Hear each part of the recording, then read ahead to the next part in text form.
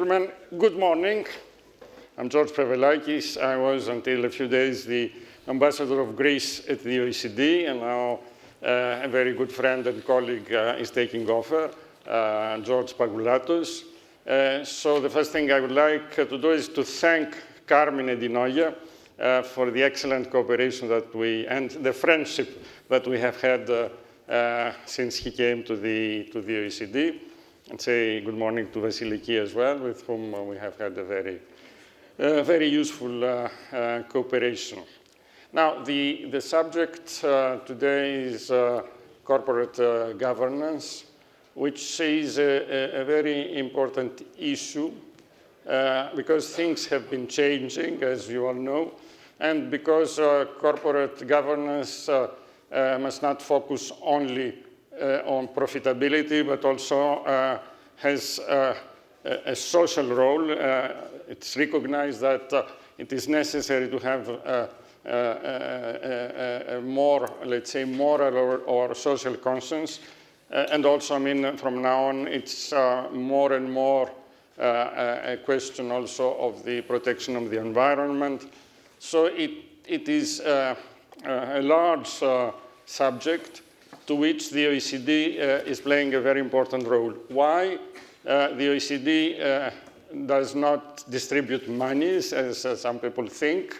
It does not have the power to impose its will on anybody, but it is, let's say, a moral power, a soft power, because in the OECD, the member countries and other countries exchange views and through a process of negotiation can arrive to a consensus about the regulations that are needed. And then the conclusions of those debates are transmitted to the institutions that can take the decisions. So a lot of decisions have been prepared by the OECD. And the same thing concerns the corporate governance. In fact, as we will listen, it is in the process of finishing a very important document. And this is an issue that is important for all countries. It is very important for Greece, as we will listen from Vassiliki Lazarakou. I don't want to take time to introduce our speakers because our time is limited. In any case, the CVs are on the site of the Delphi Economic Forum. So without any further ado, I would like to give the floor first to Carmine Di Noia, who is going to speak to us about more about what's happening at the OECD, and then Vassiliki, who is, of course, member of the board of the Corporate Governance Commission, so she participates very actively in the procedures in the OECD, but she, of course, can also specify more the consequences and the implications of those debates to our own economy and our own business community. So I would like Carmine to ask you to take the floor, please. Thank you, George, and I'm very happy to be here today. I often come to Greece. I'm a great contributor to the Greek GDP because I'm here with my family, which is also numerous. So it's good to be here also in an official capacity, but actually we had also in many other occasions I was here since I joined the OECD, but before I was a colleague of Vassiliki as commissioner of the Italian Securities Commission.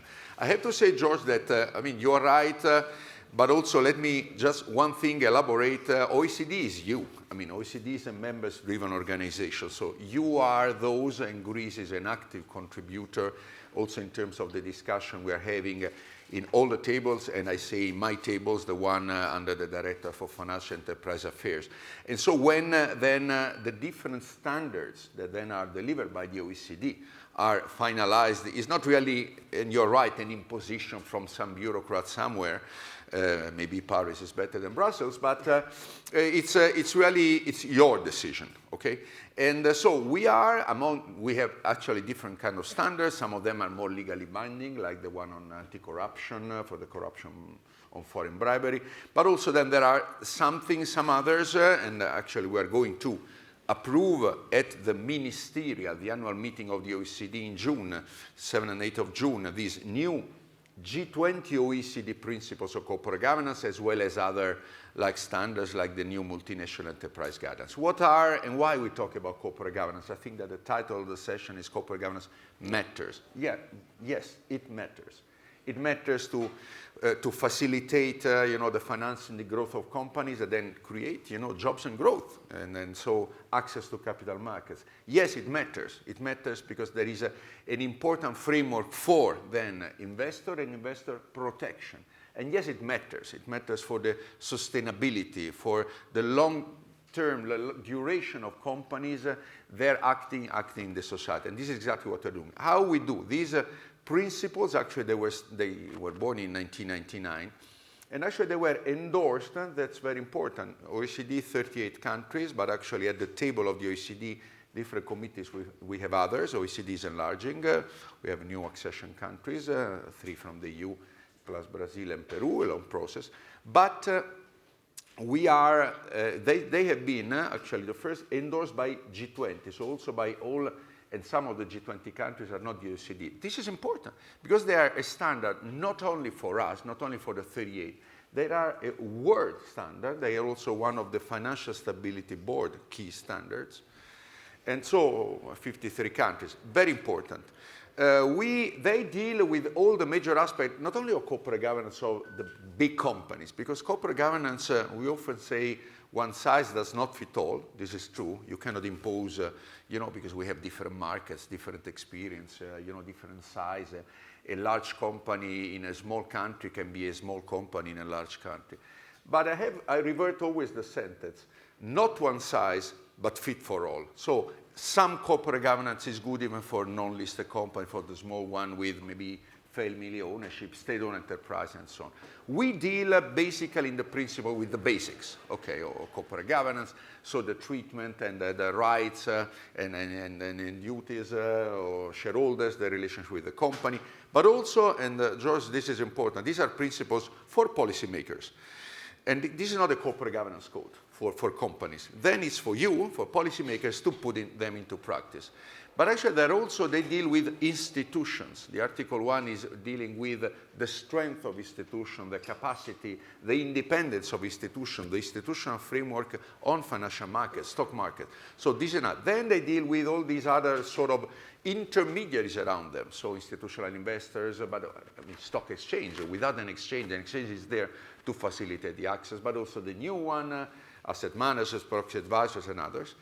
They deal, and I think Vassiliki will elaborate on that, new chapter on sustainability, disclosure of sustainability, resilience. This is really essential. So I'm happy that the OECD is a leader in that, but again, thanks to you. Then we are the secretariat, we work, we collaborate, we push, and the committee is governed, so we have the unique committee at the OECD with as full members the other G20 non-OECD countries, so the big one. We have a bureau, and Greece and Vassiliki is in the bureau, and the chair of the committee is Masato Kanda, deputy Japanese finance minister. So I think the process has been long. We have engaged, it's not only, actually many of you are not necessarily from the public institutions, but actually we have been engaging as good corporate governance should do, with stakeholders, with the market and public consultation. So let's hope that you will like it, and then there are important also novelties, and I think I give you back the floor, George, and to Vassiliki. Thank you, Carmine, very much. It's a good introduction to our discussion. As you say, it also concerns also state-owned companies. And we have a few state-owned companies in Greece with a few problems. So I think it's very important. Being an Italian, I think I know what you're talking about. Yeah. So it's maybe Vassiliki can give us her approach. We have been discussing. I was from my side. That the OECD has decided to create a population center in Greece. I'm very much interested in questions of migration. We are talking about brain drain. And we have seen that Greeks that left the country to work abroad have been asked, why don't you come back? And the first criterion was not salary. It was the feeling that in Greece, companies are family-run, and therefore that their chances to evolve in the business world are limited by those constraints. So we have, I think, an issue with the structure of our enterprises in Greece and also with the governance of the enterprises in Greece in attracting innovation and attracting the most dynamic elements of our society. This is from one approach, but of course there are many others, and I would like to ask you to present us our Thank you, George. It's very interesting for me also to be part of the Bureau of the Corporate Governance Committee and cooperate with Carmine, who has the leadership of all these revisions. And I have to say that on one hand, and I'm going to cover 3 areas. The one area will be to discuss about specific revisions that I think are very interesting for the Greek market as well and for the Greek companies, and then try to compare them with the corporate governance law that we have adopted 2 years ago, back in 2020. And discuss then whether any further revisions will be required after the revisions of the OECD principles, or if not required, what about the implementation? Because I think implementation is very important. But answering very briefly your question regarding the family business, and this is linked to my 3rd point of implementation, I have to say that one of the issues that are of concern are in relation to family businesses maybe that are listed companies and are not really very keen to proceed to the structural changes that may be required sometimes in order to fully comply. Having said that, and I will leave it to the end, the vast majority of the Greek entities are in compliance with the Greek law, which, by the way, is in full alignment with the OECD principles, which is a major development that happened in Greece during the last years. And I think this gives us optimism that things have changed in Greece, and we may hope also for the brain gain. So going to my first area that I want to discuss is about what Carmine mentioned. There are 3 points that I want to raise. The one is about sustainability, because the revisions of these principles are focusing on sustainability. Actually, there is one chapter, chapter 6, which is on sustainability and resilience of companies. And there has been a lot of criticism, Carmine, and you know this, regarding whether there should be one chapter and why to have one chapter and not have all these issues about sustainability dispersed in the other chapters. So it's not a matter of form, it's a matter of the message we want to convey. And for me, the message is clear. We want to make sure that right now we are focusing on sustainability. Because as you mentioned as well, sustainability is not only about being environmental, let's say, responsible. It's also, in my view, to also try to achieve social justice in the end and try to be socially responsible and try to make sure that you have well-governed entities with a social, let's say, footprint and at the same time, environmental footprint. So there's these 3 ESG criteria, which you all use this acronym ESG, which is these 3 letters, and I'm trying to link this to Delphi, which has the E is in Delphi. So these 3 letters are very important, the ESG, because ESG will try to, let's say, we're heading to a road, we're working on a transition. Right now we're in a transition period in order to achieve the sustainability and the resilience that the Chapter 6 says. So the message should be clear that we are walking on this path, towards this path, and there is no way back. We have to make sure that all the companies somehow try to, let's say, integrate in their strategy these important issues of sustainability. So sustainability and what the specific principles are saying, they are focusing on disclosure. We're speaking about disclosure that has to be reliable, it has to be comparable, and has to be accurate, has to be specific, and because we as regulators want to make sure that we're speaking about accurate, reliable, and comparable and comparable disclosure. So we're speaking about disclosure. And also, we're speaking in the revision about the external assessment, which is very, we try to enhance the external assessment of sustainability disclosure, which is very important because in the Greek corporate governance law, we have the concept of external assessment, but for the internal audit system, which is very similar because it's very because we have already started, and right now in March 31st, we had the first. We received as Capital Market Commission the first reports of the external assessment of those external auditors regarding the internal audit system. And now, going back to my third area that I want to cover, what, let's say, we are waiting to see is that after, when the review period starts, because it will start in July now this year, 2023, whether we will change again the Greek corporate governance law in order to maybe extend the external assessment to also cover the sustainability issues that the OECD principles are now revised to include. So this is my first point about sustainability, which for me is very important. The second point is regarding the board composition. So there were a lot of discussions in this committee during the whole period regarding the board composition and the synthesis of the board members. What is going to be the mix? And we had to make sure that there is diversity as far as age is concerned, as far as gender is concerned, as far as other, let's say, qualities are concerned. So that was a major issue. And in Greece, I have to say that we have the quota in the corporate governance law for the 25% to be women. So we are one step ahead in this respect. So we were one of these countries that were very vocal in trying to, let's say, have a stronger language as far as gender balance is concerned. And I'm glad and I'm proud to say that there were some countries that were supporting Greece's argument in this respect. So we are one of the pioneers as far as the gender balance at least is concerned. And the third thing I want to say is that, again, we had a lot of discussions regarding the independence criteria. We had in the OECD, and we also had in Greece when we were drafting the law, and Mr. Zavos is here and he can confirm regarding this issue. So we had a lot of discussions about this. So I have to say that, again, the Greek law is one step ahead because we have included in the legislation most of the independence criteria that we also discussed in the OECD. So what are next steps to do as far as the Greek law is concerned?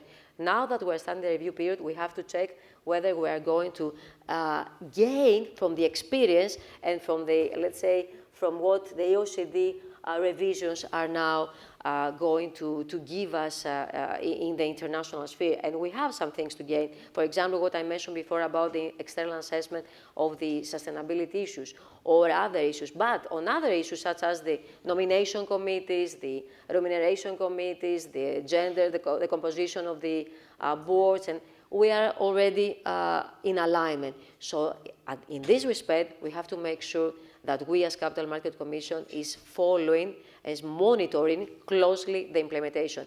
And I want to ensure the people who are here in our audience that we do a very good monitoring of the compliance of the listed company. We have done a very good matrix of all the obligations that the listed company should have in relation to this specific new law.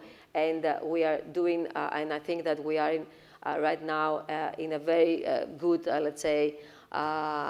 shape as far as the Greek market is concerned, which is very positive. And I have to say that it's for the first time that we can speak about the future, because as a Capital Market Commission, we have closed almost all the penny cases of the past, which were above 5 years. So maybe it's the first year that we're starting with a very concrete, very few cases, and we are focusing on the present and try to be very progressive for the future as well. Thank you. Well, when I listen about corporate governance, I cannot avoid thinking of a classmate of mine who inherited the management of the family company, in which the accounting department was the drawer of the owner, where he put money, he took out money, and at the end of the day, he was seeing how money was left. We have gone a long way in Greece as well, I think. Of course, I'm not very young, so it's not yesterday. But it's quite amazing to see that we have made a lot of progress. Now, we have 5 minutes remaining, and I'm afraid we have to respect the rules of the House. So I would just ask you to add whatever you think in 2 or 3 minutes, George, Carmine and Vassiliki. Very quickly, first of all, this is not an esoteric argument, corporate governance. So this is really, I mean, the true life of companies. And we try then also to improve at the margin, but as we have seen actually in the last weeks, not in Europe or not in the European Union, but we have massive failure of the basic corporate governance in some financial institutions around the world. Okay, so this is an important stuff. Actually, we're having in 2 weeks' time at G7 a big event exactly on that. There is a lot of interest in this, first. Second, ownership structure. I think sometimes we have always said, okay, family companies are bad or state-owned enterprises are bad. I mean, after the crisis, I think a stability in ownership, the structure of a company, even least one, is not bad. I mean, as everything corporate governance, it depends. We're working actually on the state-owned enterprise guidelines, which is the committee also under corporate governance committee, which will be read. So this is important. We are doing, hopefully, with intelligence, but again, because this is your work with us, so with flexibility and proportionality. Again, because there are different companies, different sizes. So this is quite important. It's important to understand that this is not an end in itself. So having a nomination committee is not, because otherwise we end up in a check the box and so in the formality, but not in the substantial behavior of a company. So this is essential. There is a sort of, we publish, Vassiliki, every 2 years, so the fact book, which is a sort of a Bible, so that every also country can understand where there are, improvements that can be done. And by the way, not only or not necessarily, this depends on the country. So the framework of corporate governance can be a legal framework for some parts, something that is typical in the civil codes or in the laws, in financial market law, but also with corporate governance, with codes and recommendation and others. So I think this is well done. I'm happy that in some cases we have been also working a lot, and also again you mentioned George Zavos here, with a lot with the European Union, also in the past. Today we work very also close with them, and I have to say that we are at the forefront of what we do. So I think it's a good effort. I hope we can be useful. We have been working also directly with countries a lot, with capital market reviews and others, and so we're also happy. This is as a secretariat, as director of financial affairs, to work and to keep on also working directly also with Greece, with the Commission, with the government, and we had a lot of positive interaction up till now. Thank you. The last 2 minutes. Okay, my last 2 minutes will be that regarding the revisions of the corporate governance principle, I think that corporate governance is the base for having a good governance, as we understand, in companies, which is very important, especially because right now the revisions are including all the resilience and the sustainability issues. Why? Because for me, we're not speaking about words written in stone. We're speaking about something which has an essence, and for me, it's the new social contract. The Rousseau social contract is the new social contract among enterprises, the state, and society, because we have to make sure that we are heading towards responsible companies, responsible, I mean, socially and environmentally responsible, and towards a responsible society. So this, for me, is the most important thing, and one way to achieve it is through good corporate governance. Thank you very much. We still have a minute. You want to add something? Let me say that, I mean, just because obviously we're brief. It's important, as we say, corporate governance is not an end. The development of capital markets and these principles, again, we intend corporate governance differently maybe from others in other places, in other countries, as, again, a way also to facilitate the access to capital markets, which, by the way, does not mean necessarily only equity, and this is linked to family-owned enterprise, but also maybe opening your mind and make it easier financing with bonds. And the new, also a big part, a new part, is on bonds in the principles. We have been countries like mine where, for example, small companies, family-owned, they start to access the market with these so-called mini bonds as a sort of alternative to bank loans. And this then creates also, the attitude, the mentality to tackle then transparency, having a good corporate governance inside, related party transaction and others. So I think this is what we're trying to do, and I hope we are doing well. Thank you. Thank you very much. Sorry, I want to say based on data, because here we are in Delphi and we don't want to listen to prophecies on the oracle of Delphi. So this is based on data, which is very important. Yeah. Thank you very much. Thank you both.